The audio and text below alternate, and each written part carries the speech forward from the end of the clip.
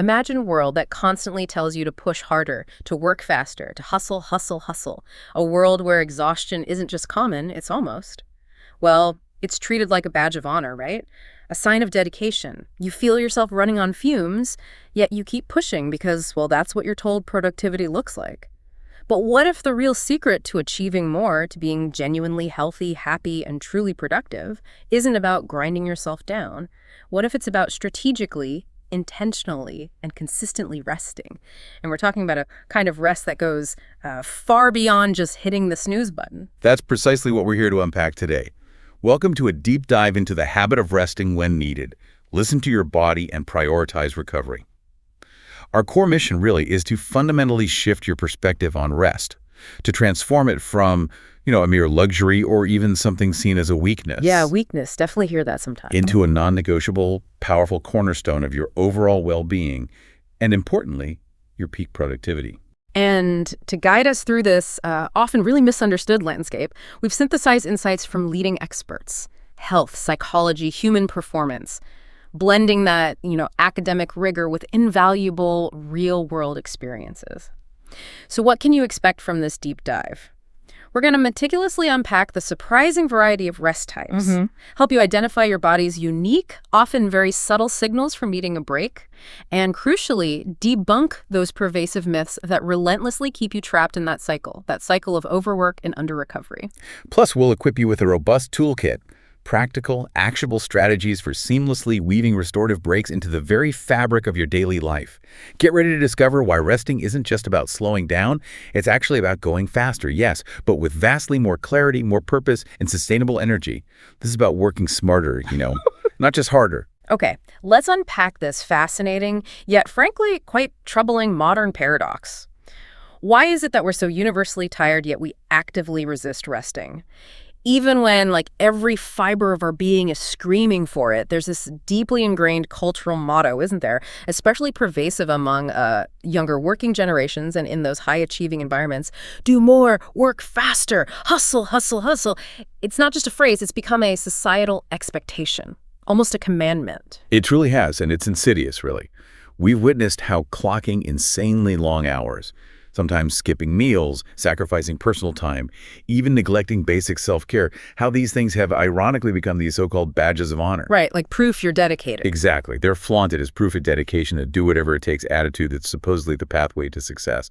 But the critical question we have to ask ourselves is, how sustainable is this relentless pace, really? And what is its true long-term effectiveness? My experience honestly shows it's a fast track to burnout, not genuine achievement. It's like we've collectively convinced ourselves that if we're not constantly moving, constantly on, we're somehow failing, falling behind. And then the days just blur into weeks. Your demanding workdays bleed effortlessly into evenings crammed with family commitments, social gatherings, and just the sheer, often invisible weight of daily routines. Before you even realize it, you've completely bypassed any opportunity to truly rest. The intention might have been there, maybe, but the execution just vanished under the weight of busyness. And this chronic neglect, even if its profound impacts aren't immediately apparent, perhaps it's just a dull ache here, a slight irritability there. Right. It has devastating compounding consequences for both your mental and physical health. It's far more than just feeling a bit tired or sluggish. It slowly, steadily erodes your resilience, your joy, your capacity to perform. What's truly fascinating here, and perhaps counterintuitive, is that while learning how to rest sounds incredibly simple, Yeah, it sounds easy. for many of us, it's actually a fundamental skill we need to diligently relearn. Or at the very least, get a comprehensive refresher on. It's far more nuanced than just collapsing for a nap, Which brings us perfectly to our next point. When we talk about rest, most of us automatically think of physical rest, or more specifically, sleep. And yes, sleep is absolutely vital, can't argue with that, but it's genuinely just the tip of the iceberg. True, holistic rest is, well, it's a multifaceted spectrum, a vibrant collection of different needs. Indeed. Think of rest not as a single monolithic activity, but rather as a collection of 7 distinct forms, each addressing a unique human need. To truly feel properly rested, recovered, and completely whole, you often need to tap into and prioritize multiple types of rest. So let's introduce these 7 crucial types. Okay, 7 types. First up, we have mental rest. This is profoundly needed when you feel overwhelmed, find it incredibly hard to focus, or are just mentally exhausted. Maybe experiencing that persistent brain fog. Think of those days when your brain feels less like a finely tuned machine and more like, I don't know, a noisy, cluttered attic, Yeah. full of unfinished tasks and anxious thoughts. That's a perfect image. The insight here is that mental rest isn't merely not working, it's about actively defragmenting your brain. Just like a computer needs that quiet processing time to optimize its performance, your mind needs moments of stillness to consolidate memories, process information, allow insights to emerge, insights that simply can't surface in the constant noise of stimulation. Strategies include taking short, intentional breaks throughout the day, not just a coffee break, but a true mental pause where you actually disengage. Journaling your thoughts can be incredibly effective too, to offload mental clutter, literally getting those swirling ideas out of your head and onto paper or a screen. Creating it out. Getting it out. Yeah. And crucially, disconnecting from digital devices, especially before bedtime. That constant digital stimulation keeps the brain on and prevents true mental quietude.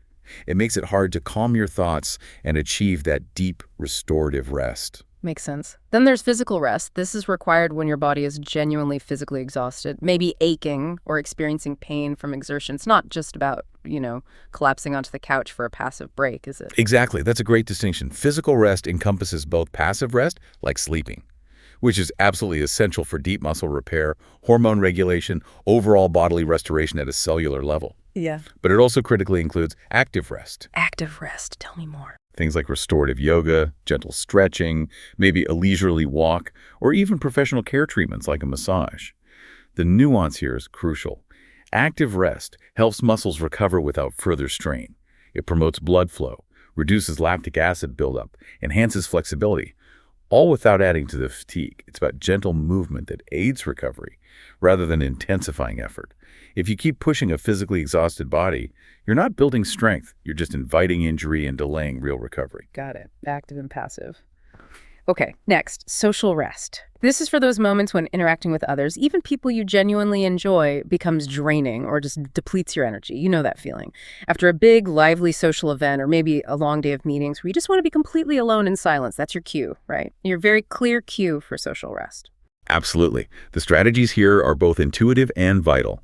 Spending intentional time alone to truly recharge your social battery, or consciously choosing to exclusively spend time with people who genuinely uplift you, people who energize rather than drain. It's about being profoundly mindful of not overextending ourselves socially. Imagine someone who loves being around people, but finds themselves consistently saying yes to every invitation, even when they're exhausted. Yeah, the obligation trap. Exactly. They might feel obligated, but neglecting social rest leaves them feeling irritable, maybe resentful, utterly depleted, unable to fully engage even with those they care about. Prioritizing social rest means knowing your limits and honoring them. So your social interactions become a source of joy, not depletion. Knowing your limits. Okay, following that, we have emotional rest. This is vitally needed when you feel emotionally overwhelmed or if you find yourself constantly suppressing feelings, putting on that brave face even when you're kind of crumbling inside. This is about the energy it takes to manage emotions, right? Especially the ones you're not expressing. This type of rest often involves setting firm, crystal-clear boundaries to protect your emotional energy. It means taking a deliberate, conscious pause before automatically responding to requests, especially those that might stretch you too thin emotionally or demand a level of emotional labor you can't currently provide.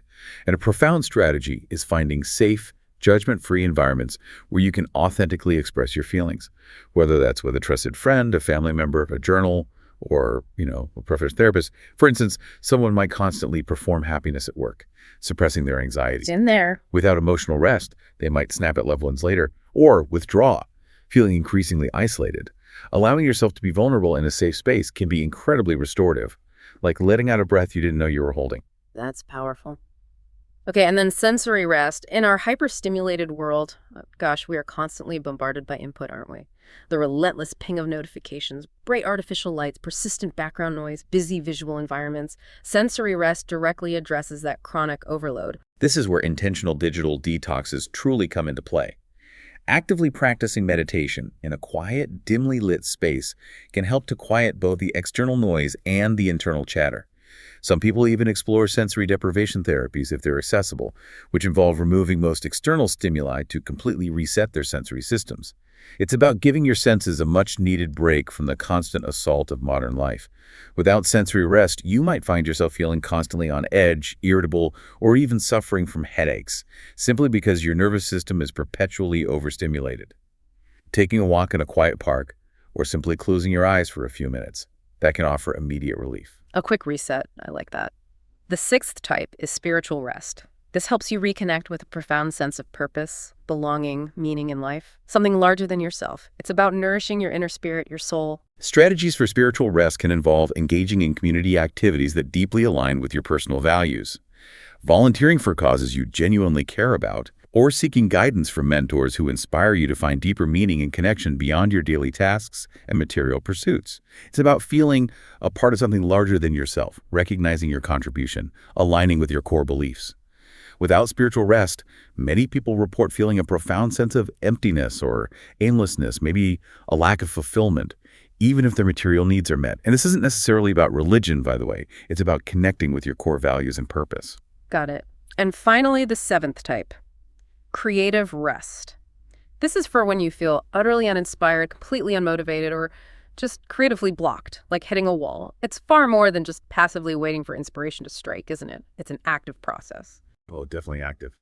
This type of rest involves immersing yourself in nature to stimulate new perspectives. Think of taking a leisurely walk in a lush forest, sitting peacefully by the ocean, or simply observing a vibrant garden. It also means actively participating in purely fun activities that spark genuine joy, without any pressure for outcome or perfection. Surrounding yourself with other creative individuals can be profoundly inspiring too, fostering that cross-pollination of ideas. And importantly, consciously disconnecting from technology to allow your mind to wander freely, to engage its default mode network and generate new, innovative ideas without external prompts. Our brains desperately need that unstructured, unpressured time to synthesize information, make novel connections, and truly innovate. Without creative rest, you hit that wall, feel stagnant, and innovative solutions become elusive. Wow. That's a truly profound and comprehensive list. 7 types.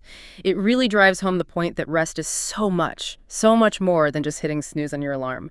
But the crucial next step is, how do we actually know when we specifically need these different types of rest? It all starts with tuning in, right? Tuning into your body's incredibly intricate language. Precisely. Your body isn't just a vessel. It's an incredibly complex, finely tuned, and intelligent warning system. It's constantly providing you with invaluable information about your health and state of being through a myriad of signals, both emotional and physical. Think of it as a highly sophisticated instrument that's always communicating, sending out subtle and sometimes not so subtle cues. The challenge lies in learning to interpret them. I love that analogy of a finely tuned instrument. It really brings home how vital it is to pay attention. Pain, for instance, is your body's most obvious warning light. It could signify a simple muscle strain that needs a break, or maybe a genuine need for immediate medical attention. But here's where it gets truly fascinating. Pain can also be an emotionally felt symptom of psychological trauma or deep-seated unaddressed stress. It highlights that undeniable interconnection between your physical and emotional well-being. And that profound connection extends to more subtle cues that often go unnoticed. Feeling persistently sluggish or frequently fatigued, for example, it could indicate something as straightforward as insufficient nutrients, maybe a lack of physical activity, or even dehydration. But critically, it could also be a warning sign of an underlying mental health issue, like depression or anxiety.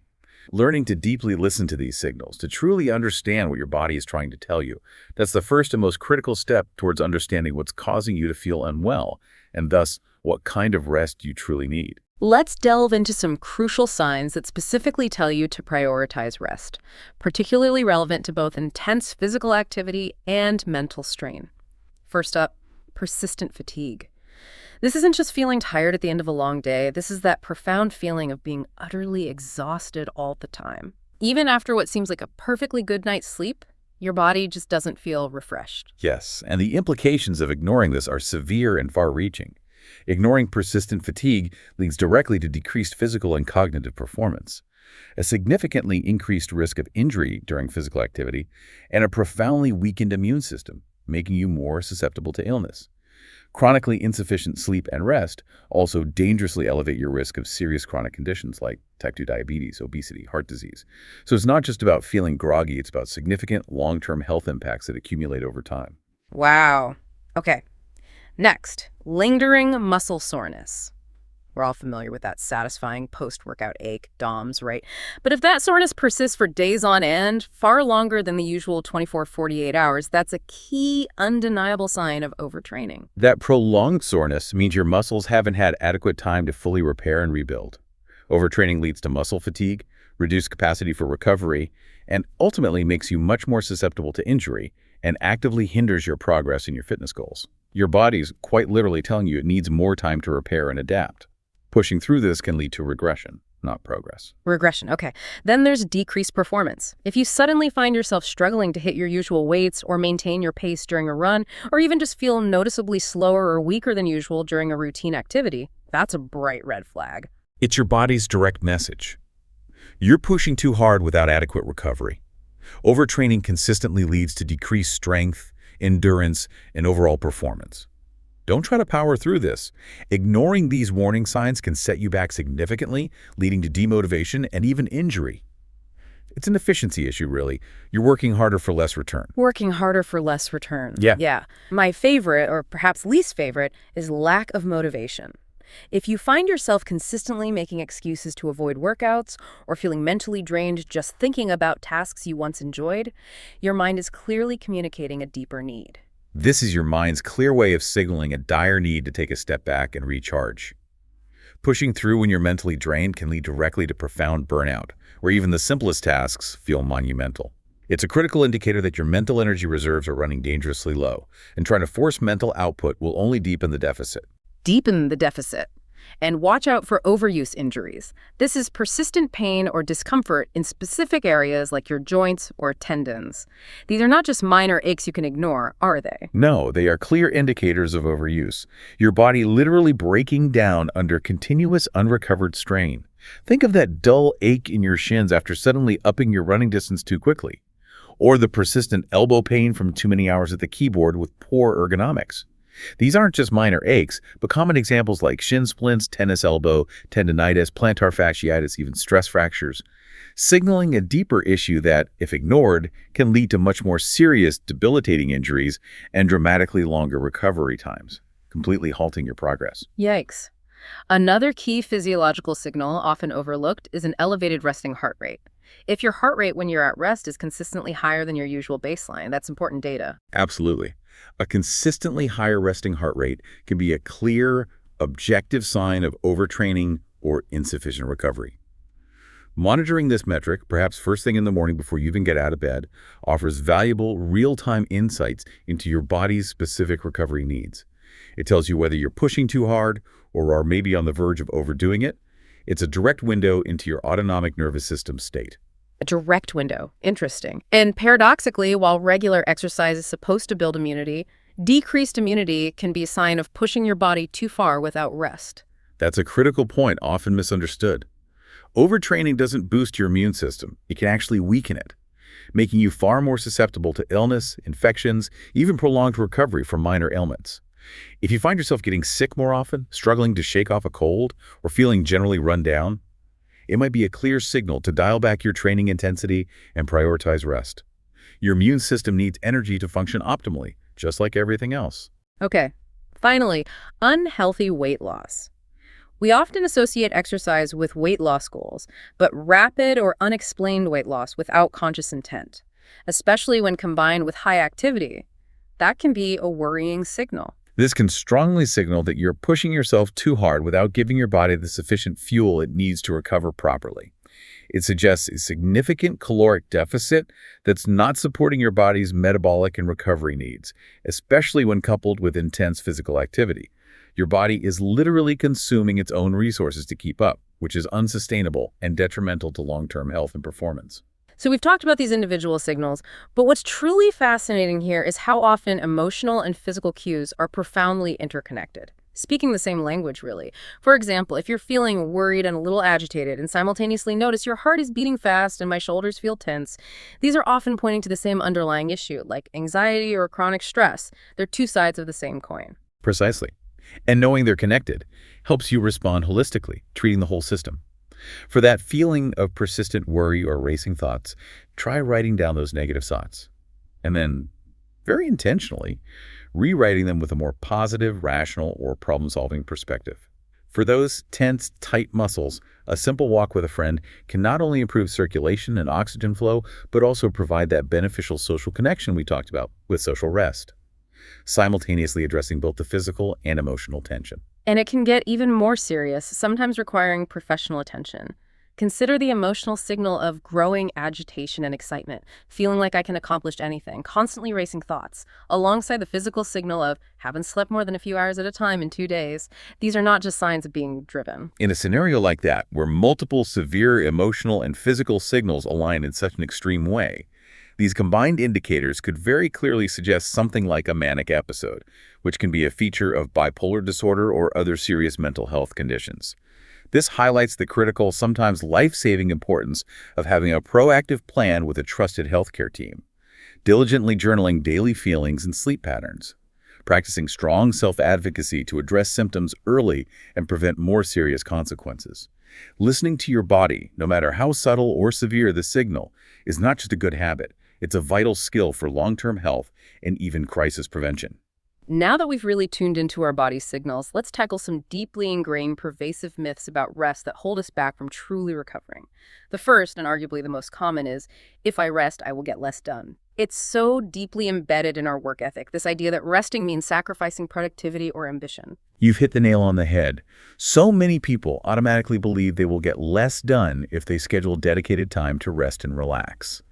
But the compelling research actually proves the exact opposite. You will consistently accomplish more when you make rest a priority. It's not just a mindset shift, it's a total paradigm shift backed by hard data. And some of that data is shockingly clear. For instance, a comprehensive study of nearly 400 employees found that sleeping less than 6 hours a night was one of the best predictors of burnout. That's not just anecdotal, that's robust, research-backed evidence connecting sleep deprivation directly to professional exhaustion and disengagement. And the economic cost of perpetuating this myth is staggering. It illustrates its widespread impact. A Harvard study estimated that sleep deprivation costs American companies an astonishing $63.2 billion a year in lost productivity. Think about that number, $63 billion. That's not just individual sluggishness. That's a massive economic drain on a national scale. It shows how profoundly our collective underresting affects the bottom line. And perhaps one of the most compelling pieces of data that genuinely challenges everything we think we know about work comes from a 2006 study by Ernst & Young, the accounting firm. They found that for every additional 10 hours of vacation employees took, their year-end performance ratings improved by 8%. 8%. That's significant. Exactly. And get this. Frequent vacationers were significantly less likely to leave the firm. So taking time off literally makes you a better, more loyal, and more effective employee. It pays dividends, literally. It absolutely does. This highlights what we sometimes call the productivity paradox. Excellent work, particularly creative and innovative work, needs rest and relaxation just as much as it requires time actively engaged in the work. When we truly rest, our brain isn't idle. It's profoundly active. It's consolidating memories, pruning unnecessary information, and quietly, powerfully searching for solutions to problems we've been grappling with. It's a silent, essential engine of innovation and problem solving, operating most effectively when we step away. A great real-world example that puts this into practice is Basecamp's bold experiment with a 4-day work week. They found that their employees consistently achieved the same output, the same high quality of work, in significantly less time. And crucially, they returned each week more refreshed, more productive, and more engaged. They truly demonstrated empirically that doing less in terms of hours can undeniably get more done in terms of quality and output. Which leads us seamlessly to myth #2. I don't have time. This is the immediate, almost automatic go-to for so many busy, high-achieving people who feel perpetually overwhelmed. And I hear you. I know you are busy. We are all busy navigating increasingly complex lives. But that doesn't mean you genuinely don't have time to rest. Quite the opposite, in fact. The busier, the more overwhelmed you perceive yourself to be, the more critical rest becomes. It's a powerful, almost counterintuitive truth. But the most successful people in the world manage to get more done in a day than most people do in a week, precisely because they deeply understand and relentlessly prioritize rest. They view it as a strategic lever, not a luxury. And if you're new to the concept of intentionally scheduling rest, you absolutely can ease into it. You don't have to block out a full day right away. Even just an hour of truly fun and genuine relaxation can steal back peace and profoundly restful moments.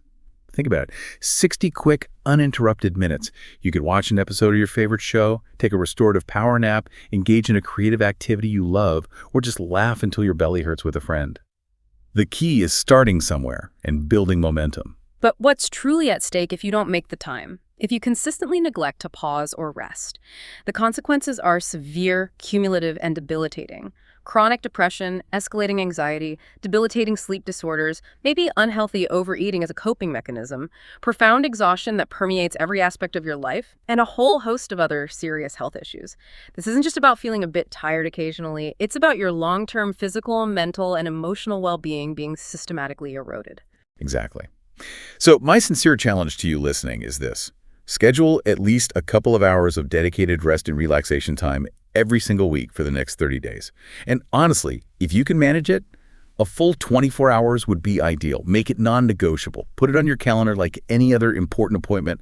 I promise you'll be profoundly amazed at the results. It's about breaking those deeply ingrained, self-limiting myths and giving yourself explicit permission to not just survive, but truly thrive. Now that we've busted some pervasive myths and truly grasped the multifaceted types of rest, let's talk about how to actually intentionally craft a restful life. What makes an activity truly restorative? It's not just about stopping what you're doing, it's profoundly about how you stop and what you choose to do instead. That's a critical distinction and a nuanced one. Truly restorative activities generally meet several key criteria. First, they should minimize physical strain. The goal is low physical exertion, allowing your body to relax naturally without causing further fatigue. Think gentle stretching, a leisurely, unhurried walk, or restorative yoga. Even short, intentional breaks during the workday to stretch or simply stand and move can significantly decrease the buildup of stress hormones like cortisol, resetting your nervous system. Second, they absolutely need to be mentally relaxing. These activities should actively promote a state of mental calm or present moment mindfulness. Reading a good book that transports you, journaling your thoughts to offload mental clutter, or even just listening to a calming podcast, these can help reduce mental stress and diffuse that cognitive overload, leading to a more deeply rested state. And don't forget creative outlets like painting, drawing, or writing. They can profoundly improve mental well-being by engaging a different, often neglected part of your brain, allowing the problem-solving mind to quiet down. Third, the activity needs to be inherently low stress. The primary goal is to actively reduce existing stress and anxiety levels. Deep breathing exercises, engaging with calming aromatherapy like lavender, or listening to a specifically curated relaxing playlist are all excellent examples. And critically, practicing intentional digital downtime. Limiting exposure to the stimulating blue light from screens, especially in the hours leading up to bedtime, is essential.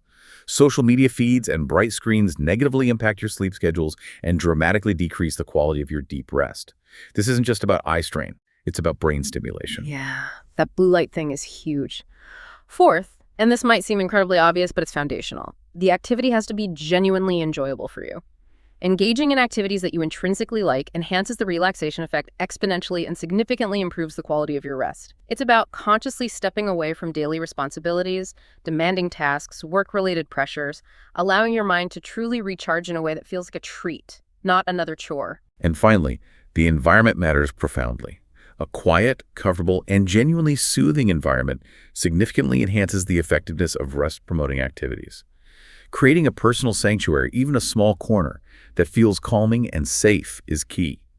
Coupled with practicing consistent self-care rituals and ensuring you get sufficient, high-quality sleep, these environmental elements are absolutely essential for achieving truly restorative rest. It's about creating the conditions for rest, not just waiting for it to happen. Okay, so with those criteria firmly in mind, let's get truly concrete. We've curated 11 practical activities you can integrate to cultivate deeper rest in your life, going far beyond just traditional sleep. First, meditation. Meditation can be seamlessly integrated into your morning routine, your evening wind down, or truly anywhere you find a few quiet moments in your day. You can explore different types, like mantra meditation for focus, movement meditation like walking mindfulness, or spiritual meditation to connect with deeper meaning, all designed to spread calm and awareness throughout your mind and body. The pro tip here, is to start small. Even just 5 minutes a day can begin to retrain your attention and reduce reactivity, creating pockets of mental rest. Start small. Good advice. Next, slow-moving exercises. Not all exercise has to be high intensity or sweat-inducing, right? Absolutely not. Activities like yoga, Pilates, and Tai Chi are incredible because they allow you to deliberately slow your body down while remaining actively engaged. They focus on purposeful, controlled, relaxing movements without straining muscles. If you're just starting, there are countless beginner classes, free online videos, or apps you can follow from home to go at your own pace, focusing on breath and gentle movement to restore physical balance. This active recovery enhances blood flow to tired muscles, speeding repair. Third, hygiene as self-care. This is about transforming routine personal care into a rejuvenating ritual. Soaking in a warm bath, taking a long, luxurious shower, or applying a face mask. These daily self-maintenance routines can be profoundly comforting and help your body feel fresh and renewed. Enhance the experience with aromatherapy like candles or bath bombs. Even a simple act like brushing your teeth can, with mindful attention, offer a moment of calm reflection, transforming a chore into a mini meditation. The neurological benefit here is the activation of the parasympathetic nervous system through warmth and gentle sensory input. Turning chores into calm moments. I like that. Fourth, your daily ritual. Do you have something you do each day or perhaps each evening that makes you feel profoundly at ease and signals a shift from work to rest? This could be making a perfectly brewed cup of tea, sitting outside to watch the sunset, or intentionally enjoying a well-prepared dinner without distractions. As you engage in your chosen ritual, consider putting on a relaxing playlist to further set the mood. Being comfortable and present allows your mind to gently wander, to reflect, or simply to admire something beautiful. If you don't currently have a consistent, calming daily ritual, now is the perfect low-pressure time to build one. It's a powerful anchor in a chaotic day. Number 5, dedicate time to a hobby. Something just for pure, unadulterated enjoyment without any pressure. Your hobby can provide you with a profound sense of purpose and make you feel deeply rested without demanding a lot of energy or intense brain power. Think fishing, knitting, painting, playing a musical instrument, activities you enjoy purely for fun, for the process, not the outcome. Sharing a calming practice with someone can also strengthen relationships, making it doubly beneficial for social and creative rest. The key is to choose something that truly ignites joy and allows you to enter a state of flow, forgetting time. Find your flow state. Okay, next, catch up with your journal. And let me be clear, absolutely no writing skills are required here. That's right. Whether it's a physical notebook and pen or a virtual notepad on your device, journaling can be a dedicated time each day or every other day to simply record your laughs, your worries, your ideas, your reflections. Try journaling in the fresh air, a quiet cafe, or a peaceful setting to enhance the experience. It helps with emotional and mental rest by offloading cognitive burden, processing emotions, and providing clarity. It's a direct line to understanding your inner landscape. This one is so important, and it's a massive misconception for many. Steer clear of the screen for true rest. Many of us mistakenly believe scrolling social media is resting. It's one of the biggest myths we need to actively debunk. After a long day, collapsing on the couch to scroll social media or binge-watch TV isn't true rest. It doesn't give your brain a break. In fact, it works your brain even more, albeit in a different way. Your brain is a muscle. It needs true restorative downtime.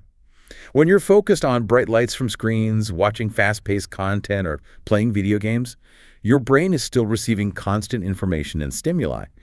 This continuous input, especially from news or social media, can trigger stress responses, increase anxiety, or simply keep your mind perpetually alert. And the physical toll from excessive screen time is also very real and often overlooked. It can lead to increased anxiety, irritability, a sense of pervasive uncertainty. Physically, it causes painful eye strain, concentration issues, persistent headaches, and chronic neck and lower back pain from poor posture. Beyond those immediate impacts, screens mess with your sleep schedule in a fundamental way. They emit blue light that directly disrupts melatonin production, Melatonin, right. which is the crucial hormone regulating your sleep-wake cycle. This artificial light mimics the light of dawn, signaling to your brain that it's still daytime, suppressing that vital melatonin release and essentially throwing your body's natural circadian rhythm out of sync. This leads to insufficient fragmented sleep and disrupted deep rest. True rest means consciously stepping away from that constant digital stimulation to allow your brain and body to truly wind down and recover. A wonderful, timeless alternative to screen time and a fantastic way to engage your mind gently is reading for pleasure. Reading a good book, especially fiction, can transport you to a different world, providing a much-needed mental break from daily stress and worries. It dramatically reduces stress, improves focus by engaging sustained attention, and can even profoundly enhance empathy by immersing you in characters' experiences and perspectives. Choosing light, uplifting, or imaginative content is particularly calming and can stimulate creative rest as well. Then there's listening to music. It's more than just background noise, isn't it? Oh, much more. Music has an incredible, scientifically proven power to calm the mind and soothe emotions. Research shows that listening to relaxing music can lower blood pressure, significantly reduce cortisol, the primary stress hormone, and actively increase feelings of serenity and well-being. Whether it's classical, ambient, instrumental, jazz, or soft acoustic, the right rhythms and melodies can have a truly meditative and restorative effect on your entire nervous system. It's an accessible form of sensory and emotional rest. Number 10, gardening. Getting your hands dirty and connecting with nature. Gardening offers profound therapeutic benefits that touch on multiple types of rest. It physically connects you with nature through gentle physical activity and tactile engagement with soil and plants. This mindful, repetitive action actively reduces stress levels, promotes physical rest through light exertion, and fosters a deep sense of contentment and accomplishment as you nurture life. It's a grounding practice that can reduce anxiety and boost mood through exposure to beneficial soil microbes even. Wow, microbes too. And finally, crafting. Anything from drawing to pottery. Engaging in crafts like drawing, scrapbooking, knitting, or making pottery is incredibly powerful because it focuses your mind intensely on the task at hand, pulling away from stressors and analytical thought. This focused attention is akin to mindfulness meditation, bringing your awareness fully to the present moment, which significantly reduces anxiety and promotes deep relaxation. Crafting also boosts creativity and self-expression, contributing immensely to overall mental and emotional well-being. It allows your brain to engage in a non-linear, joyful way. These activities aren't just about passively filling time. They are active choices that provide a true, intentional break from daily stressors and profoundly enrich your life with peace, joy, and renewed energy. But none of this, and I mean none of it, works sustainably without strong, clear boundaries. It is absolutely necessary to communicate to others and, crucially, to yourself that rest is a non-negotiable priority for you. That's a crucial, often difficult, but ultimately liberating point. It's perfectly acceptable and frankly essential to graciously decline activities, requests, or commitments that demand too much effort or drain your energy, in favor of those that genuinely promote your relaxation and well-being. And when you do decide to dedicate time to rest, you must fully commit to that time. Don't let your mind wander back to work obligations or unresolved issues. Be present in your rest. Make it non-negotiable for your own health. That's powerful advice, and it sets the stage perfectly for making this a truly sustainable lifestyle. To truly embed this habit, we need to talk about building a fundamental framework, routine and mindfulness as your essential rest enablers. A consistent daily schedule, often underestimated, is a powerful yet often overlooked tool for profound mental health and overall well-being. It's absolutely true.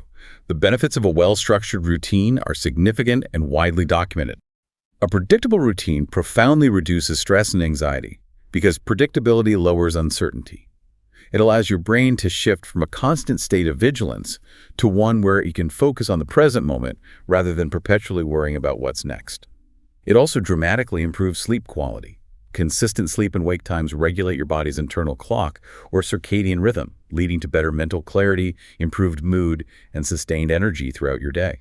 A well-designed routine powerfully encourages healthy habits, making it much easier to embed vital activities like exercise, mindfulness practices, or consistent meal prep as automatic habits, rather than optional tasks that require willpower every single time. It also provides a profound sense of control amidst life's inherent chaos, offering a stable anchor that is invaluable for mental resilience. And, perhaps surprisingly, it significantly boosts productivity. Routines create a predictable daily rhythm, improving your focus and allowing for more efficient goal achievement, which in turn naturally boosts your self-esteem and sense of accomplishment. It's a deeply positive feedback loop. Better habits lead to better well-being, which fuels better performance. So how do you construct a sustainable routine? The key here, and this is critical, is flexibility.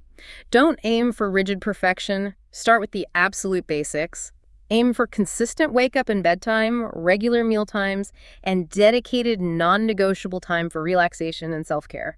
Don't try to overhaul everything at once. Set realistic goals. Start small and gradually add new habits as you build momentum. Incorporate non-negotiables, those crucial well-being activities like exercise, journaling, or quality time with loved ones. Make them an unwavering priority on your calendar. Schedule intentional breaks throughout your day, even if it's just a quick walk, a few minutes of deep breathing, or a moment of mindfulness to prevent burnout. And remember to be flexible. Life happens. Unexpected events, challenges, opportunities will arise. Allow yourself the grace to adapt your routine when needed without feeling like a failure. The goal isn't rigid perfection, but consistent progress. Utilize tools like physical planners, digital apps, or simple alarms for support. Visualizing your schedule and setting reminders can make it feel much more achievable and less daunting. Beyond routine, optimizing your sleep is the foundational pillar for optimal recovery and overall health. Let's delve into essential sleep hygiene tips, going beyond just getting enough hours. First, get regular. Go to bed and wake up at roughly the same time daily, even on weekends and days off. This consistent rhythm profoundly trains your body's internal clock to sleep well and wake up refreshed. And only sleep when sleepy. Don't try to force it, only attempt sleep when you actually feel tired, rather than spending too much time awake and frustrated in bed. If you haven't been able to get to sleep after about 20 minutes, get up and try again. Leave your bed for something calming or boring until you feel sleepy again, then return. Crucially, avoid bright lights as they signal to your brain to wake up. Critically, avoid stimulants. That means no caffeine found in coffee, tea, cola, chocolate, some medications or nicotine from cigarettes or vaping products for at least 4-6 hours before bed. These are powerful stimulants that directly interfere with your body's ability to wind down and achieve restorative sleep. Similarly, avoid alcohol for at least 4-6 hours before bed. While it might initially feel relaxing and induce drowsiness, it seriously disrupts sleep quality in the latter half of the night, leading to fragmented and non-restorative sleep. Make your bed for sleeping only. Try not to use your bed for anything other than sleeping and sex. If it becomes a place for watching TV, eating, reading, working, or scrolling, your brain won't associate it solely with sleep, making it harder to drift off. Also, limit naps. Avoid daytime naps if possible, or keep them short, under an hour, and ensure they are taken well before 3 p.m. so you're still tired enough at bedtime for a full night's sleep. Develop comforting sleep rituals. Consistent pre-bed routines like relaxing stretches, reading a physical book, or sipping a cup of caffeine-free herbal tea can powerfully signal to your body that it's time to wind down and prepare for sleep. Try incorporating a warm bath time ritual. A hot bath or shower 1-2 hours before bed can induce sleepiness as your body temperature naturally drops afterwards, mimicking the physiological process of falling asleep. And here's one I definitely struggle with, and I know many others do too. No clock watching. Frequently checking the clock during the night only reinforces negative thoughts like, I'll never get to sleep, increases anxiety, and can actually wake you up more by activating your stress response. Resist the urge. It's a total mental trap. Also, exercise wisely. Regular physical activity is excellent for promoting deeper sleep, but avoid strenuous activity in the 4 hours directly before bedtime, as it can be too stimulating. Morning walks or earlier afternoon workouts are ideal for energizing your day and preparing your body for restful sleep later. And remember to eat right. A healthy, balanced diet promotes good sleep, while heavy or unhealthy foods can disrupt it. A light snack if you're genuinely hungry is fine, but avoid heavy, rich, or spicy meals close to bedtime. Warm milk, which contains tryptophan, an amino acid precursor to serotonin and melatonin, is often recommended as a natural sleep inducer. Finally, ensure you have the right space. Your bedroom should be a sanctuary. Quiet, comfortable, and cool, ideally between 60-67 degrees Fahrenheit or 15-19 Celsius. Use dark curtains or an eye mask to block all light. Earplugs or a white noise machine, if there's external noise, can make a huge difference in achieving truly restorative sleep. And importantly, maintain your daytime routine. Even if you have a bad night's sleep, try your best to stick to your planned daytime activities and schedule. Avoiding them because you feel tired can actually reinforce insomnia patterns and make it harder to reset your rhythm. What's truly fascinating here is how much of the sophisticated understanding of rest ties into the profound practice of mindfulness for present moment rest and clarity. Mindfulness, at its core, is a type of meditation, an intense, non-judgmental focus on the present moment, often utilizing breathing methods and guided imagery to promote deep relaxation. Yes, and it's powerful because spending too much time planning, problem-solving, passively daydreaming, or dwelling on negative thoughts about the past or future, that can be incredibly mentally and emotionally draining. Practicing mindfulness helps you consciously direct your attention away from this kind of unproductive, energy-sapping thinking and instead fully engage with the world immediately around you, It's about bringing your scattered mind back to the here and now. What's genuinely exciting here is that mindfulness meditation has been rigorously studied in numerous clinical trials, consistently demonstrating its effectiveness for a wide range of conditions, including chronic stress, anxiety disorders, persistent pain, depression, and insomnia. It can also significantly improve attention and focus, decrease professional job burnout, and, quite directly, improve sleep quality and depth. Absolutely. Mindfulness helps you experience your thoughts and emotions with greater balance, acceptance, and less reactivity. Simple mindfulness exercises include paying exquisite attention to your immediate environment with all your senses. What do you see, hear, smell, taste, touch right now? It's about living intentionally in the moment to find joy in simple pleasures, accepting yourself kindly without harsh self-judgment, and focusing on your breath, even for just a minute, when you find yourself caught in a swirl of negative thoughts. For those looking for more structured practice, there are several accessible forms. Body scan meditation involves lying down comfortably and slowly, sequentially focusing your attention on each part of your body, noticing sensations without judgment. Or sitting meditation, where you sit upright, focusing on your breath, gently noting distractions as they arise and letting them pass. And walking meditation, where you mindfully focus on the sensations of movement, the lift of your foot, the contact with the ground as you walk slowly and deliberately. The key, like any skill, is consistent commitment. Aim to practice mindfulness daily, even for short durations, for around 6 months. Over time, you'll find that it becomes increasingly effortless, transforming from a practice into an intrinsic way of being, a truly profound and transformative way to reconnect with, deeply understand, and effectively nurture yourself. It builds your mental resilience from the inside out. So if we pull all of this together, understanding the types of rest, listening to our body, debunking myths, building sustainable routines, it leads us to a profound, almost revolutionary concept, the stress recovery effect. This moves us beyond merely managing stress, which implies it's a constant burden, to actively, intentionally recovering from it. It introduces the idea that not all stress is detrimental. In fact, there exists an optimal stress zone where you can not only survive, but truly thrive and grow stronger. This is such an important distinction. It changes everything. The core principle of the stress recovery effect is about leveraging scientifically based techniques to literally train your body and brain to automatically recover from distress, to bounce back stronger than before. We often think of stress as monolithic, all bad, but stressors actually exist along 3 crucial continuums. There's eustress, Eustress. the good kind. Exactly, the positive kind, like the exhilarating challenge of learning a new skill, the focused energy of a challenging but enjoyable workout, or the excitement of a new project. Versus distress, which is negative, like chronic financial worries, overwhelming deadlines, or toxic relationships. Then there's physical stress versus mental stress, and chronic long-term versus acute short-term stress. Understanding these distinctions is foundational. And here's the rub, the pervasive challenge in our modern world. The stress response system, designed for short bursts of fight or flight, often remains in the on position for extended periods, almost perpetually. This chronic activation significantly impacts long-term health, leading to inflammation, hormonal imbalances, exhaustion. The goal, then, isn't to eliminate all stress, which is impossible and undesirable, but to intelligently minimize negative distress while consciously embracing and leveraging positive eustress for growth. And a crucial part of that recovery is consciously avoiding 3 common negative thought patterns that persistently stall recovery from intense distressors.